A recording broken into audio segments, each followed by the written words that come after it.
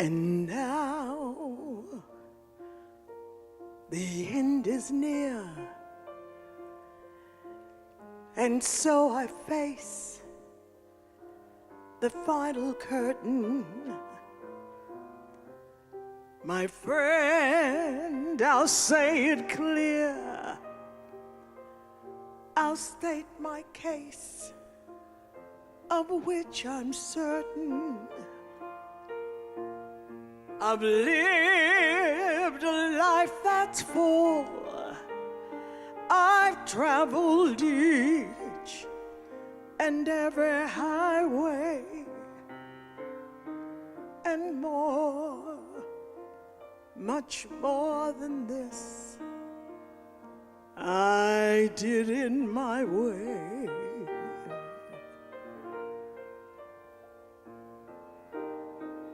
Regrets,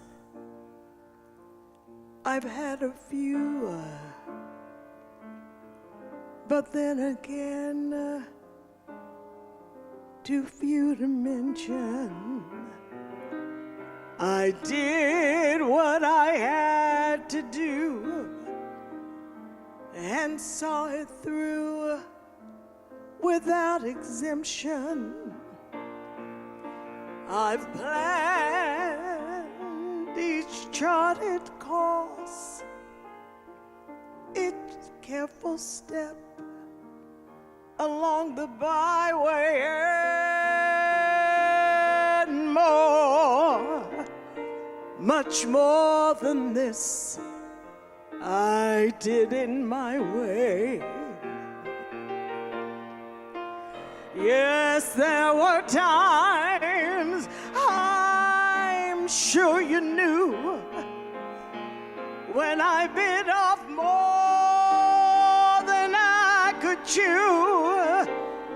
But through it all, when there was doubt, I ate it up and spit it out. I faced it all, and I stood tall and did it my way.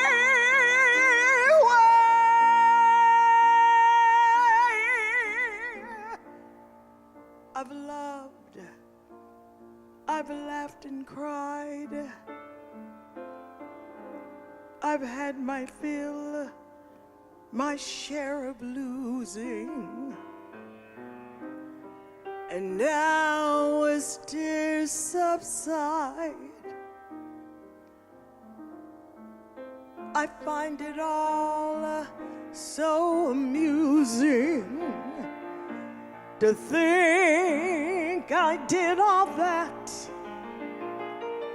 And may I say, not in a shy way, oh no. Oh, no, not me. I did it my way. For what is a man? What has he got? If not himself, then he has not to say the things he truly feels, and not the words of one who kneels. Let the record show I took the blows and did it my way.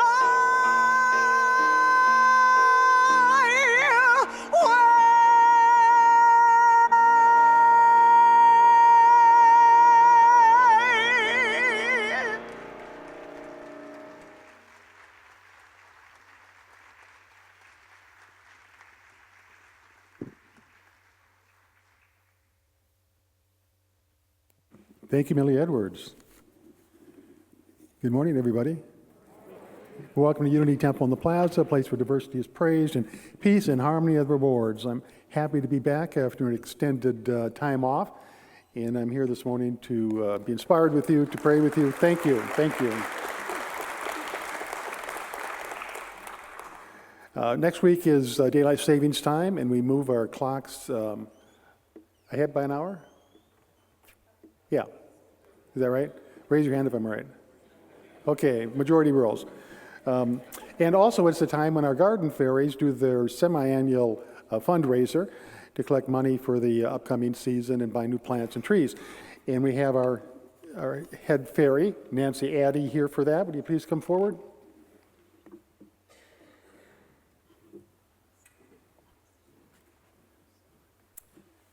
Well, good morning.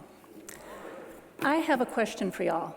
Have you ever just been so filled with gratitude that you don't quite know what to do?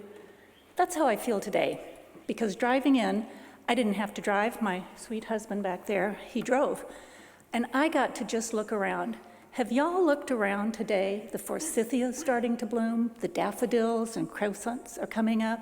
There were little mock oranges starting to bloom. There was another flower, I think it might have been an apple tree. All these things are just starting coming up. And I didn't do anything. It just happens every year. It really doesn't matter what's going on in the world, if it's good, if it's bad, what's going on anywhere. I didn't. None of us had to do anything. And yet I can just stand here and be filled with gratitude for this morning. So that's why I'm here. Aside from that, next Sunday is the Garden Fairy Day. And again, when I think about that, I'm filled with gratitude. I have my little band of garden fairies who we meet once a month for about an hour and a half, and all we do is work in the garden. And, well, I should say play, because it's really fun. And the thing about that is lots of times y'all see all the flowers and everything that we've done, but this morning I was touched by, it's not just the garden fairies. It's Christopher and Chad who are here, who help us all the time. It's Cassie, it's Jennifer Watts, it's Duke, who's let us do this for all these years with no supervision, and let me tell you, I usually need supervision. And it's just been great, and we've had such a wonderful time. So next Sunday, anything y'all choose to donate, even if it's just prayers, and on the back of your program is a little QR code, yeah, I think that's how you say it, a little QR code that Jennifer made for us. So y'all can just take that and easily donate that way. We'll be out front next Sunday if you have change that you've collected throughout the year. And all of this goes to make our garden such a gorgeous place. If any of you would consider possibly joining the Garden Fairies, anybody out there, we take anybody. You don't need to have any experience. We provide all the tools, and it's a wonderful thing. And I'd like to, sorry, Duke, say one other thing. If any of you would like to be in the choir, I've been in the choir now for 25 years. I still can't read music, still can't keep the note, and still don't have a clue what I'm doing. I just memorize everything. So you don't really need any experience because we have wonderful section leaders, but the choir could also use anyone who just wants to sing. It is so much fun. It's another way of expressing joy and gratitude. So if you want to be a garden fairy, choir member, come join us. Thank you.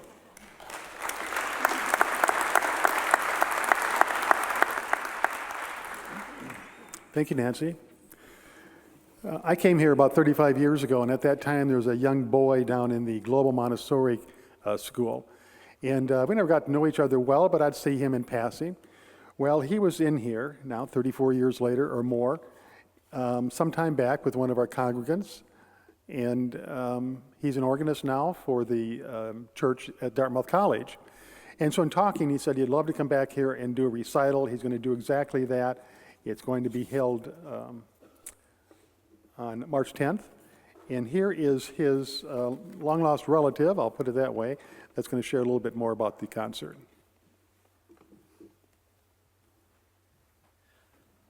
Good morning. Next Sunday, March 10th at 4 p.m., the Unity Temple on the Plaza community will have the opportunity to enjoy an exceptional musical experience here. Next Sunday, Connie and my nephew, Henry Danaher, will give an organ recital at 4 p.m. And Henry is as Duke mentioned, he is the director of music at Dartmouth College. He is also the Dartmouth College organist. Some of you may have remembered him March the 10th at our Sunday 10:30 service. He performed the organ here. And just want to let you know that he's very excited about coming back to Unity. He started off at the Montessori school here, and he went to Notre Dame de Sion, Rockhurst High School, and then Dartmouth College. On next Sunday, March the 10th, Henry will bring out the musical spirit of our 1950 Skinner organ, and his selection of pieces will range from composers from the 16th century to the 21st century. And he told me this week that in honor of Women's History Month, several of those pieces will be by women composers. And before each piece is played, he will come out and give the history of that piece before he plays it and how they're all interconnected from the 16th century to 21st century. So hopefully next Sunday afternoon at 4 p.m. you can come. And there's more information in the bulletin today on Henry and his background. The cost is $15 in advance or $20 at the door. And I know Henry would be honored if you could come and hear him play our Skinner organ. So I hope you all can come.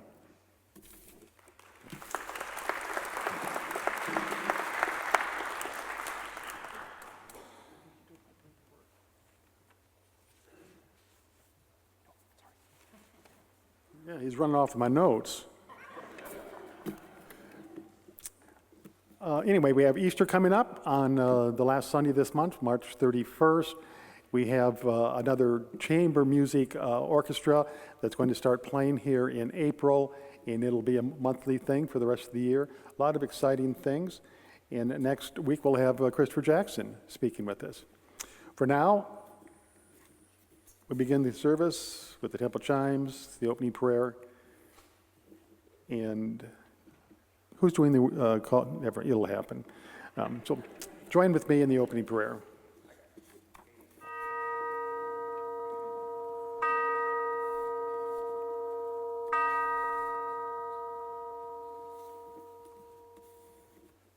Please join with me if you choose. On this day, we dedicate ourselves to peace on earth. We accept ourselves without harsh judgment and express appreciation for our individuality. We live without fear to meet the events of this day with confidence. We accept others without prejudice to experience a sense of unity with all people. We honor our earthly environment and recognize the oneness with all creation, in harmony with ourselves, our lives, other people, and all of nature. We live this day with a peaceful mind, a peaceful heart, and a peaceful spirit. Thank you, God. Amen.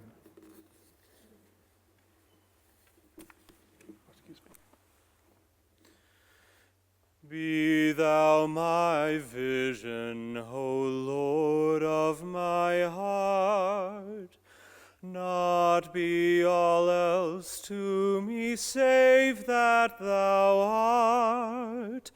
Thou my best thoughts by day or by night. Waking or sleeping, thy presence my light.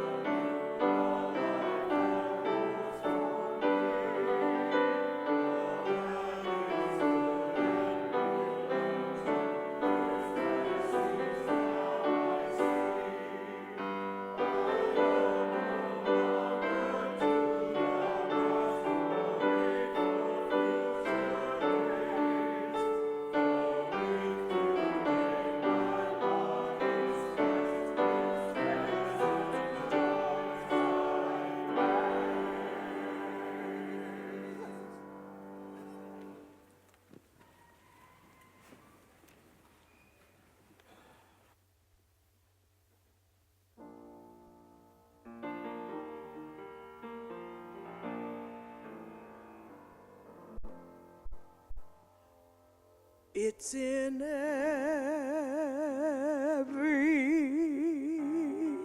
one of us to be wise. Find your heart and open up both your eyes. We can all know everything without ever knowing wise. It's in every one of us to be wise. It's in every one of us. I just remembered, it's like I've been sleeping for years. I'm not awake as I can be, but I'm seeing better. I can see through the tears. I've been realizing that I bought this ticket and watching only half of the shows. There are scenery and lights and a cast of 1,000 who all know what I know, and it's good that it's so.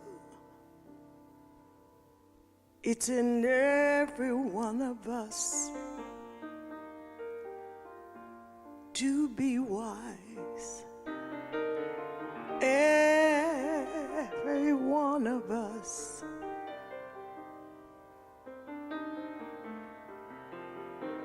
Every one of us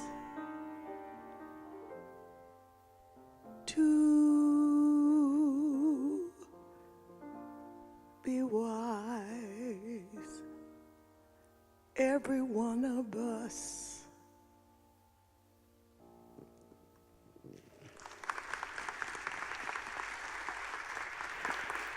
I'll take that. Oh, you're good. Good morning, everyone. So we've got a lot of beautiful things going on here at the temple. And one this afternoon that I want to bring to your awareness is that a lot of you knew Chris. As you came into the chapel, he'd often be standing at the back, and he passed away recently. So this afternoon at 1 o'clock, we're having the celebration of life for Chris. So if you're available and you would like to come out and share your love around that, we would welcome you to do that. And Chris's last name was Store. Is that how you pronounce it? Store. And so that's at 1 o'clock this afternoon. It'll be a beautiful celebration of life. Then also want to leave a quick message for Erin in case you're watching this. Thank you so much for everything you do for the choir. I want you to know that we're all thinking of you. As she's in good shape, just want you guys to know that because thought makes a difference. Just want to say, since she's not here, we're thinking of you and thank you for doing a great job with this choir. So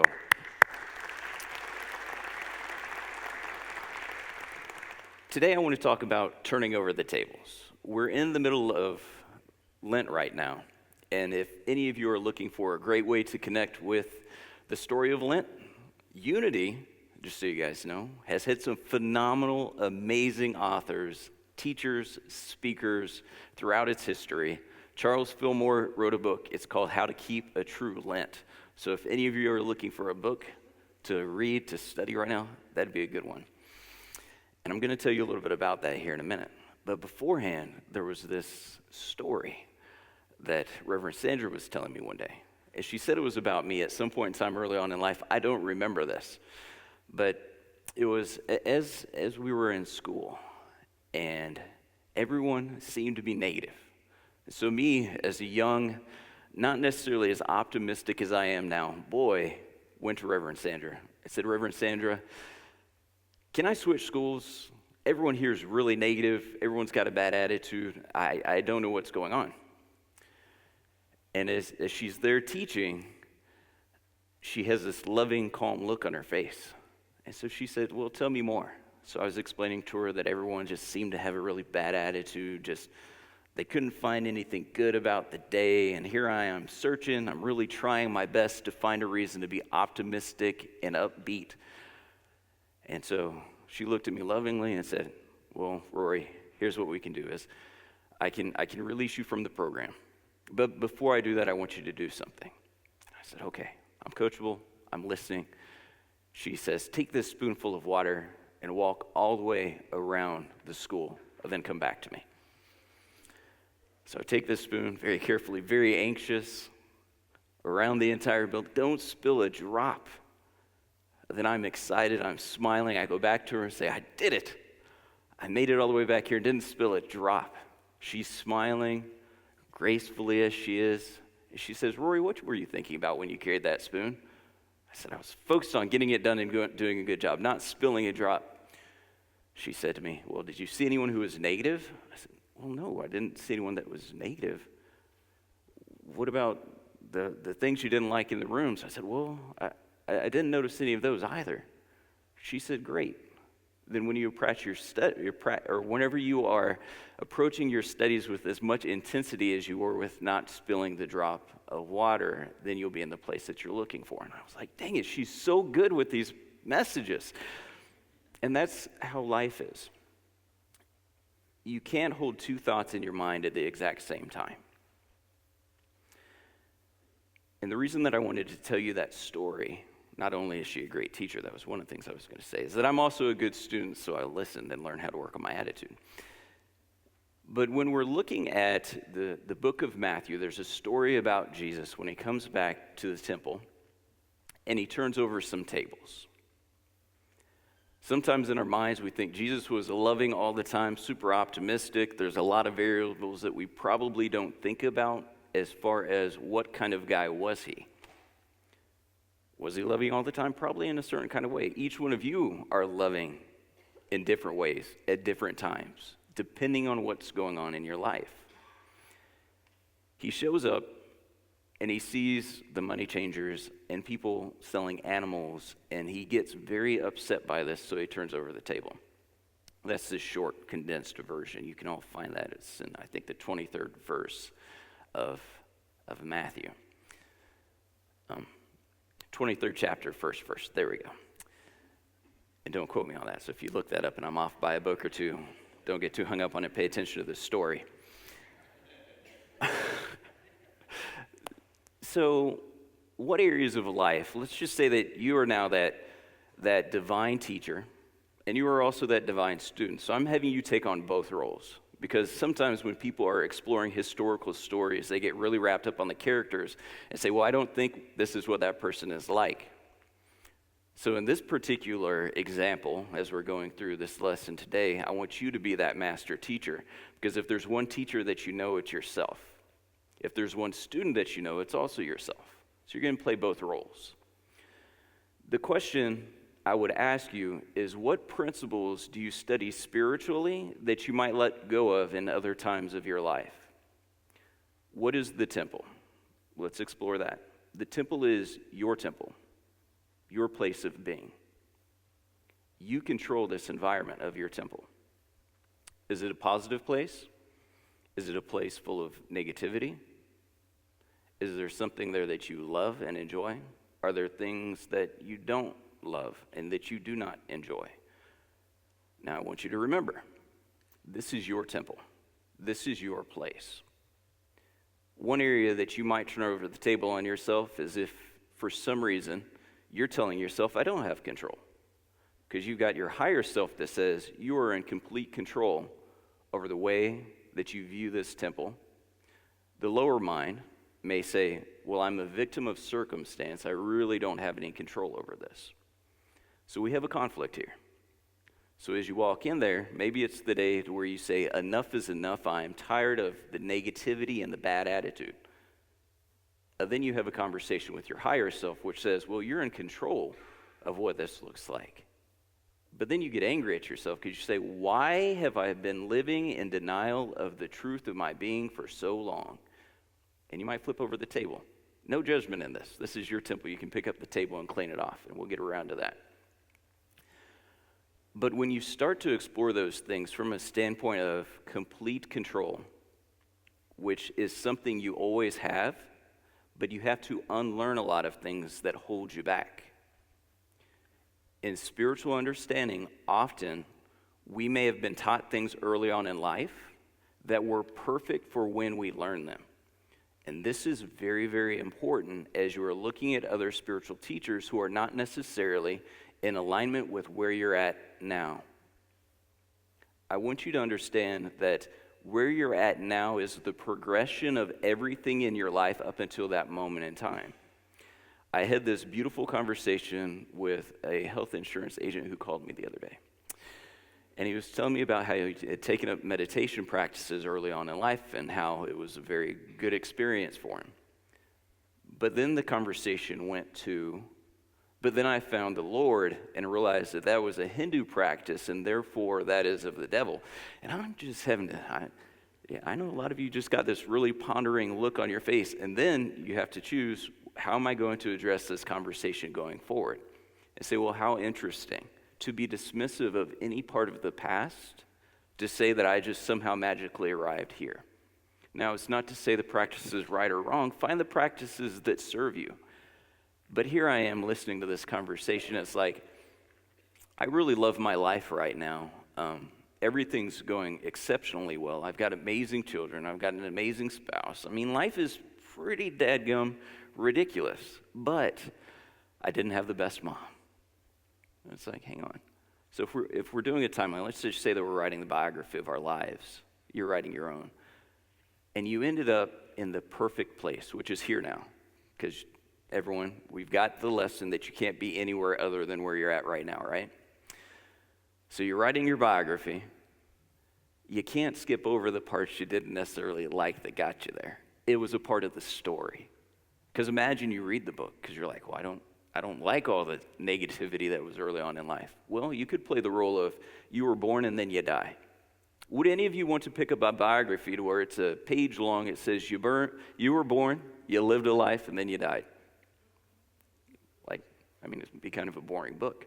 There's the dynamic, there's the sad, there's the joy, there's the understanding, there's the misunderstanding.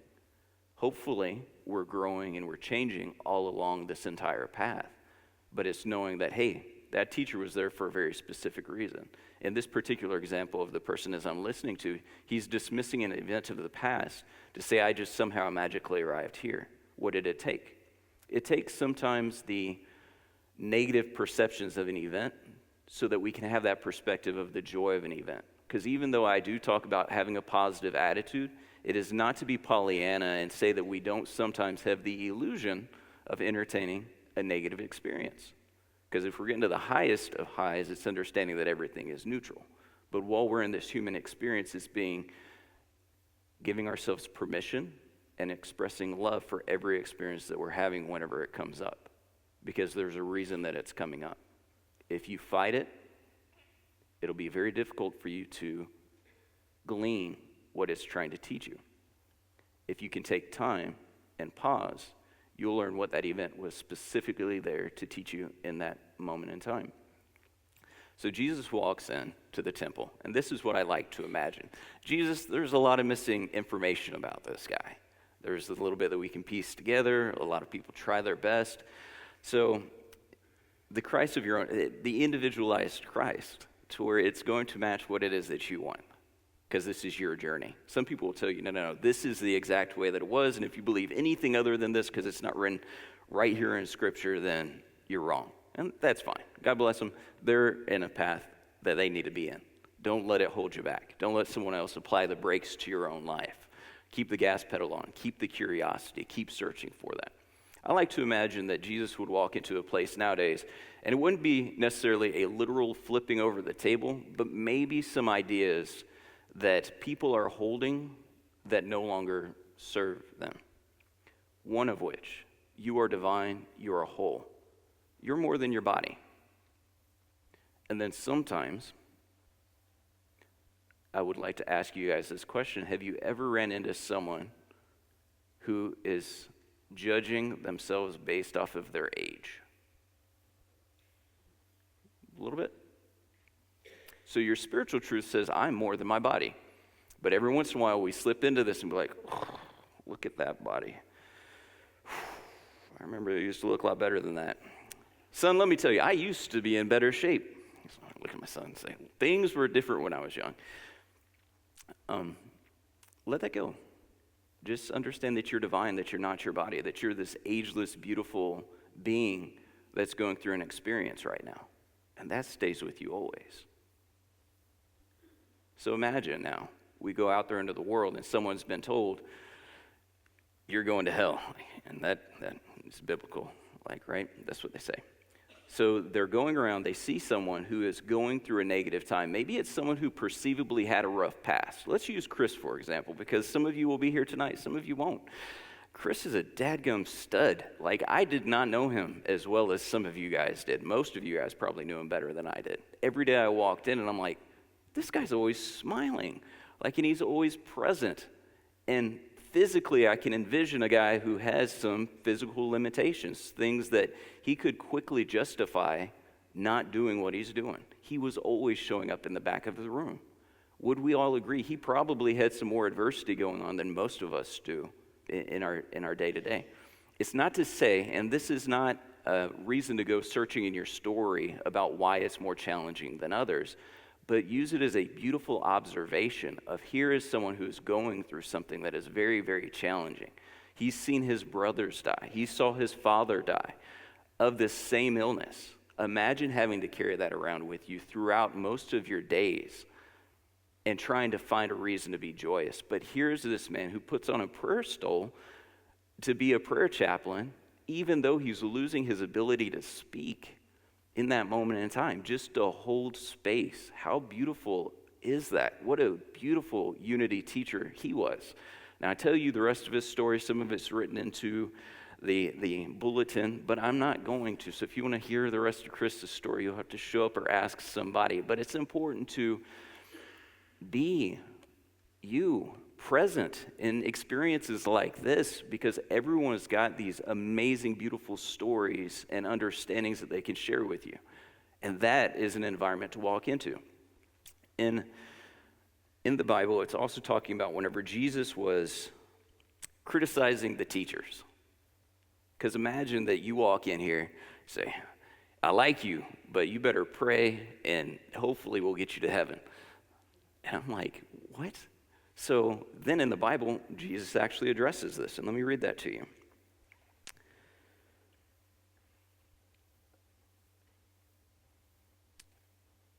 As I say that, I should be better prepared with where I wrote it in my notes. Okay. So whenever it was there, all right, I'm just going to have to go. I had my Bible with me, but then I left it in my car. All right, so we're going off memory once again, so don't quote me on this exactly. But basically what he was saying is that you've got these ministers and you've got these leaders of the church of the time who are trying to take away something which is divinely yours, which is the presence of heaven. Because you're fully in heaven. Jesus tried to represent that with what he was saying is that heaven is here now. It is not something that you have to die to go and experience. You have a lot of teachers out there who are telling you that the kingdom of heaven you'll experience once you die. And then I like to think, well, if he came into a place and he's seeing a lot of people want to be hopeful, but now these teachers are saying that you're restricted based off of your body and based off of your actions, so you may or may not be able to get that. And so he's got the understanding that, oh my gosh, we're all fully in this, but we have to forget some things that no longer serve us so that we can wake up into the state in which we fully are right now. I'm like, wow, that's really deep. That's interesting, because most are creating separation, but here was this gentleman who was trying to point out unity in every situation. So now you are all sitting eating popcorn with me. We're not getting too attached to the story, but we envision Jesus coming in, and he's listening to the teacher who says, you're limited. You can't do all that. That's not possible. Like, maybe if you're good, that'll come up. So we're sitting there, we're eating popcorn, and we watch this guy who's really attuned in like a beautiful kind of way walk into a room. And then he's watching these teachers saying, no, you maybe. Like, if you're really, really good, you'll be able to touch heaven, but if you're not, then no. Like, can you imagine him wanting to flip over the table at that point in time? Saying, what are you doing? And this is 2,000 years later. Are there some people who tell you, or that you might hear say things that aren't necessarily the most serving for most people? With the attitude, once again going back to that. Have we all observed this at different points in time, in conversations? Then we have to remember that WWJD, we remember whenever that was a big thing. Like, what would Jesus do? Then you ask, what would he do in this situation? Now, don't go flipping over tables. Some of you do that out of here. Do not say, Rory said, if I get frustrated because I know that this is not a spiritual truth that's in alignment with my highest self, don't go flip over tables. If you do that, at least make a good story out of it so that we can come back here and share, because it's all a beautiful sharing space. But it's understanding that you know more answers than sometimes you allow yourself to acknowledge. You have been showing up in your spiritual practices for quite some time. And my challenge for you is to look at those areas that you might flip over the tables on yourself. I'm ill. My body's not doing very well. What do we know in Unity teachings? Like, what is the basic principle about healing? Anyone? Got something? Claim you're good. Have we heard that? The power of affirmation. So let's explore that. How are most people doing with their affirmations? Sometimes good. Sometimes challenged. Let's just say that I come to you and I say to you, the good Lord is beautiful, is amazing, is shining his eyes upon you in every instant, in every moment, which is true. But then you argue and say, things are really bad right now. The world is more messed up than it's ever been. If this guy were president, this is the way things would look. And it's releasing that to say, no, everything is good right now. Everything is working. I mean, I look at you guys and your beautiful family and the twins, just learned about your story. And I'm just like, how beautiful. I don't know what this story took for you guys to arrive here. I know there was a lot. And I love the example that Duke gave one time, which was saying that if you knew what everyone went through in your family tree for you to be here, like, we can't even begin to imagine the deaths, the things that people paid for as far as the cost of freedoms and liberties and all of these different things just for you to have the shot that you've got. Everyone, even your parents sometimes had to take on a role. I looked at my mother this weekend to tell you a real life story. And here's a woman who, and you'll hear me talk about her often because Mama gave me a lot of good advice throughout the years. Mother is a person who is very much a victim of her upbringing. My mother, perfect in every single way. There is one thing that she said to me many, many times, which is, I'm sorry I wasn't the best mother. And me, with putting in the application, the table that I hold very, very dear to me, the one that I'm very protective of, is that everyone is perfect in their own journey. Now, if you come to me, you want to see me flip over some tables, start talking in limitation about someone else. It's going to cause me a lot of aggravation, and you might see it start to pop up. Doesn't mean that I'm not a really happy freaking guy, but even happy people, you have the right to get frustrated sometimes. Now, don't do it in an angry kind of way to where it creates damage, but if it's a thought that's no longer serving you or someone else, you can get aggressive about that and change that.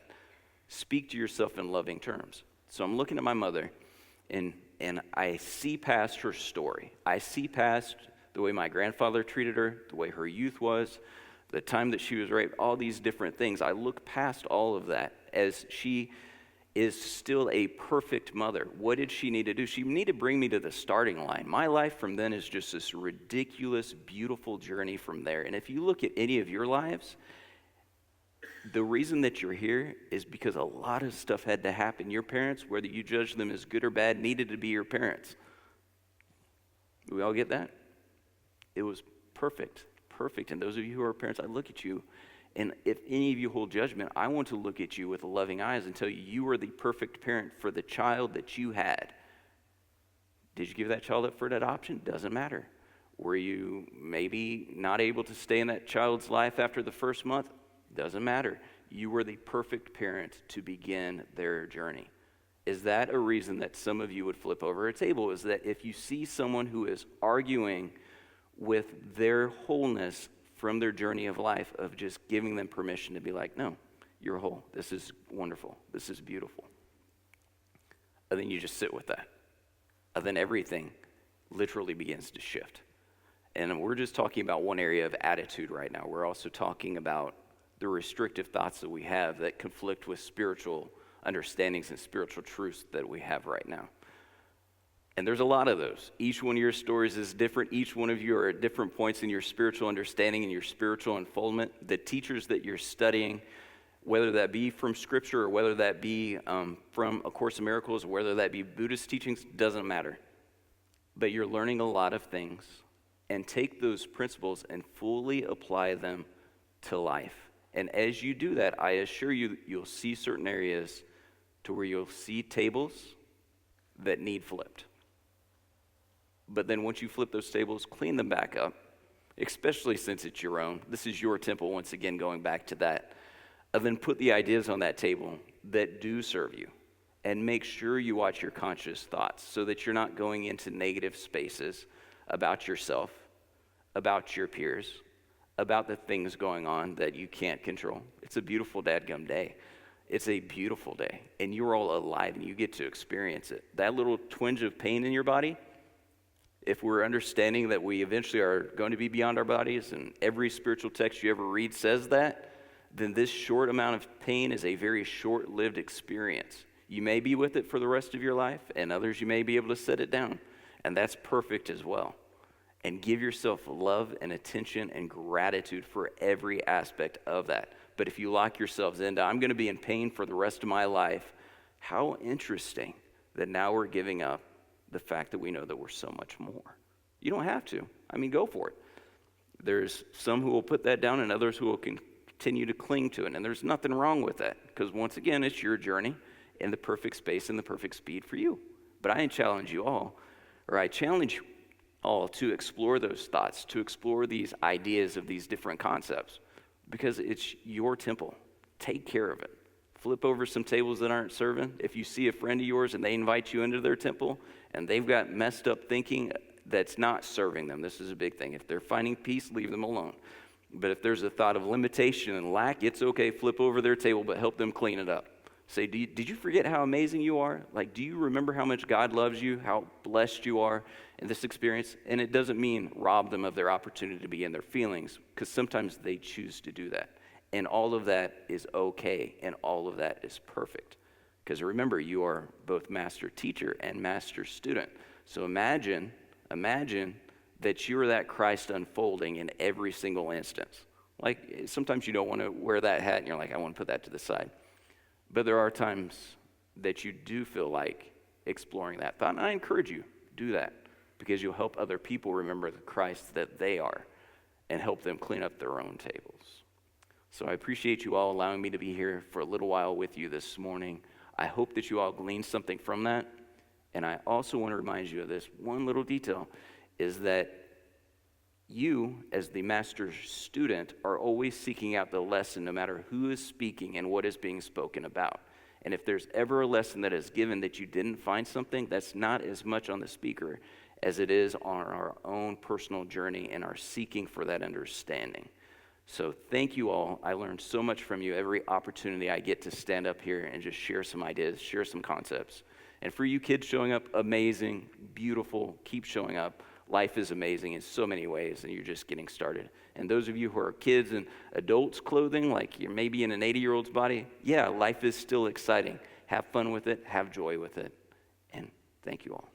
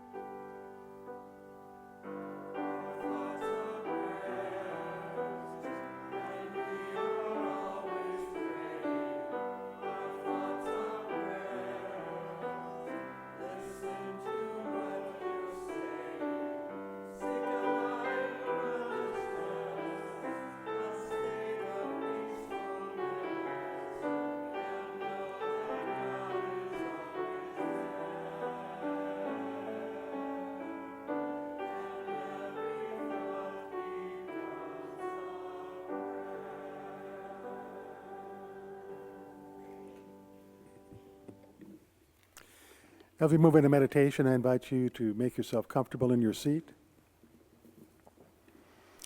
Take a deep breath, close your eyes, and slowly exhale. Once again, deep breath, hold it for a moment, and we slowly exhale.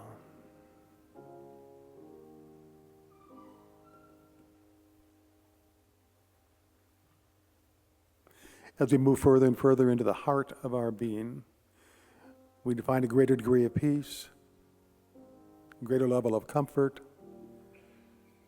greater signs of hope and faith, and a feeling of well-being. So for a moment or two, let us just relax and rest in the silence. Let whatever thoughts come to mind be there, no resistance. Let them pass by in the silence.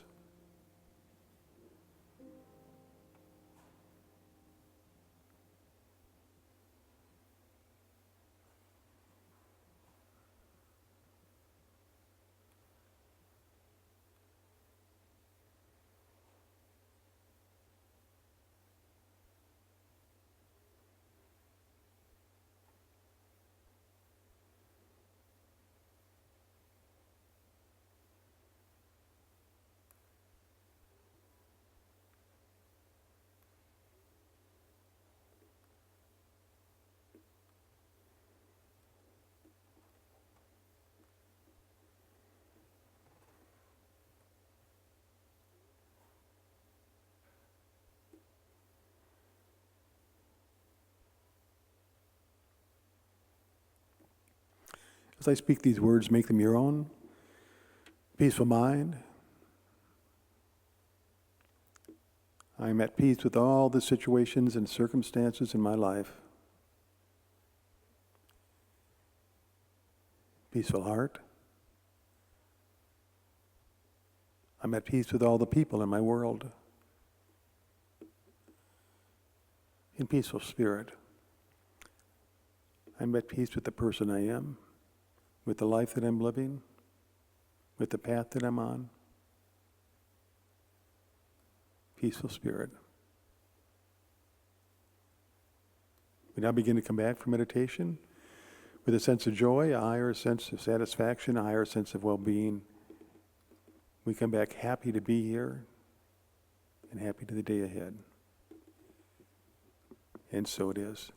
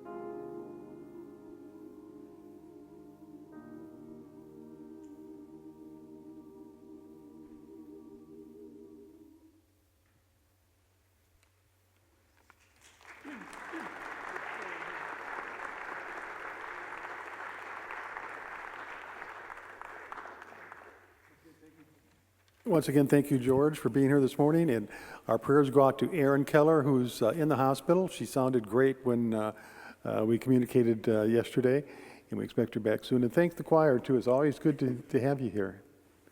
This is the time we express our gratitude for all the good things in our lives, all the good things we like about this church. And we say, divine love through me blesses and multiplies all that I give and all that I receive.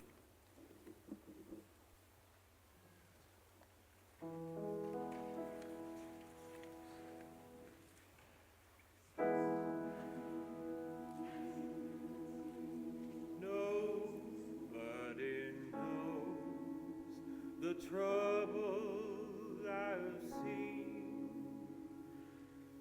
Nobody knows like Jesus. Nobody knows the trouble I've seen. Glory,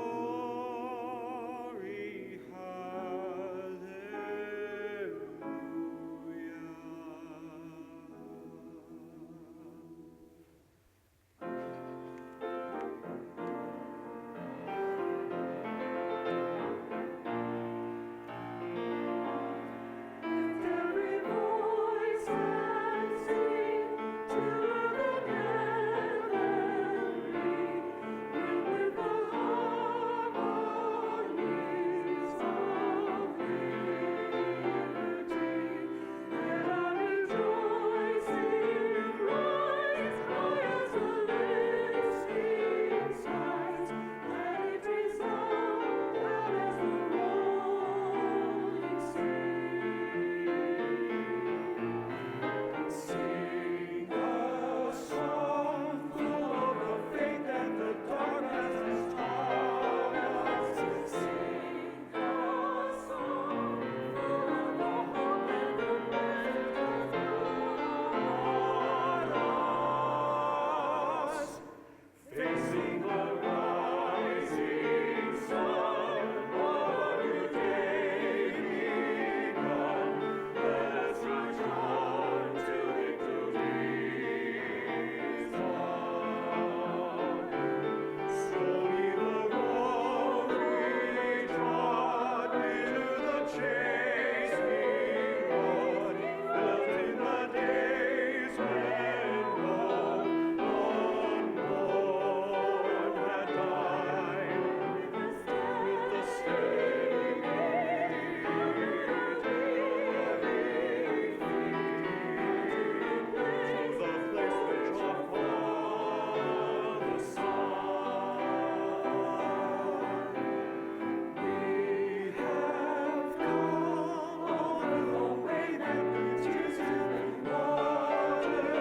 We have come treading a path through the blood of the slaughtered.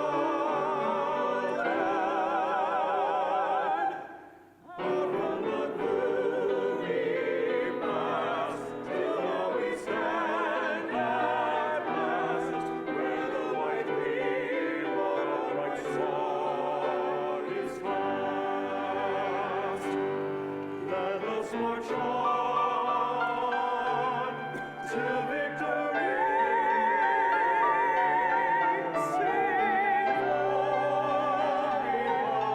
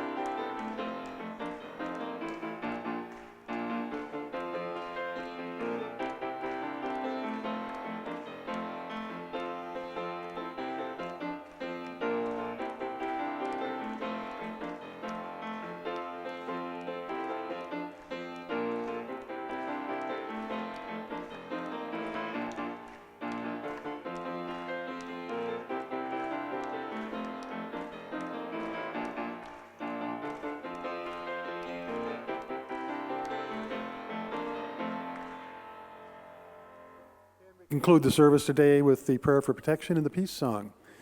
Together, the light of God surrounds me, the love of God enfolds me, power of God protects me, and the presence of God watches over me.